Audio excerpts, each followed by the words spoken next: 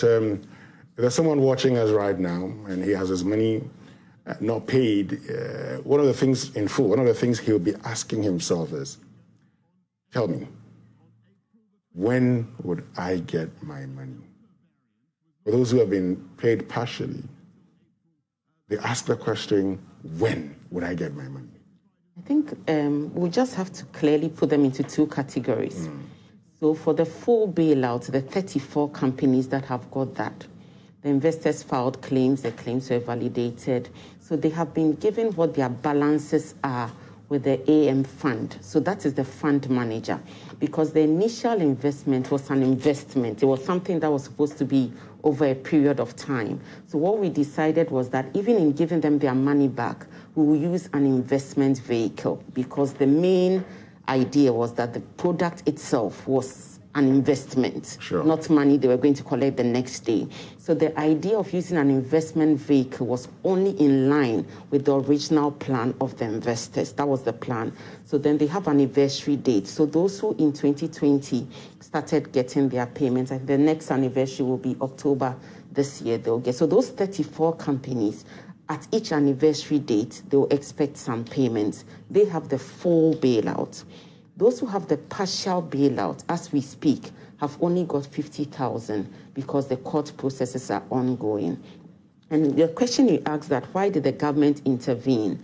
I think it's a social intervention, because we did the analysis of all the companies affected and individuals. There were pensioners, there were orphanages, there were rural banks, there were all categories of people. So what the government said is that we want to help these people out of distress. We don't want to leave them on their own. So what we are saying is that the 50,000 they've got for now, as soon as the processes go through or a different policy direction is taken, they'll be informed, and then they will know how they can access the remaining funds.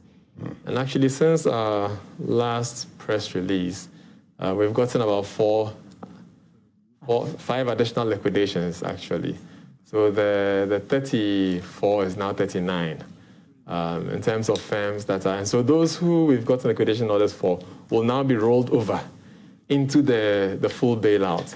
And the process that we've put in place is that those who already signed up, so when you mention that people say they haven't gotten their money, it's important that they understand the process. It is not that the money is automatically paid out. You are given a claim ID, you go online, and you sign up for it. It's a voluntary scheme. So you either wait for the liquidation and get your money, or you go online. The sign-up has 2 steps. The first step is agreeing to participate. When you agree to participate, you get a message to go on and subscribe, or to go on and open your AM Fund account. For that, you have to upload some KYC, because while you may have brought your documentation for the validation process, the process of paying, I just to make sure that you're the right person. Some people give power of attorney. Some people had corporate accounts. So you have to make sure that the signatories who are presenting themselves for payment are the right people. The last thing we'd want to do is to pay to the wrong people. So they have to go through that process to be onboarded.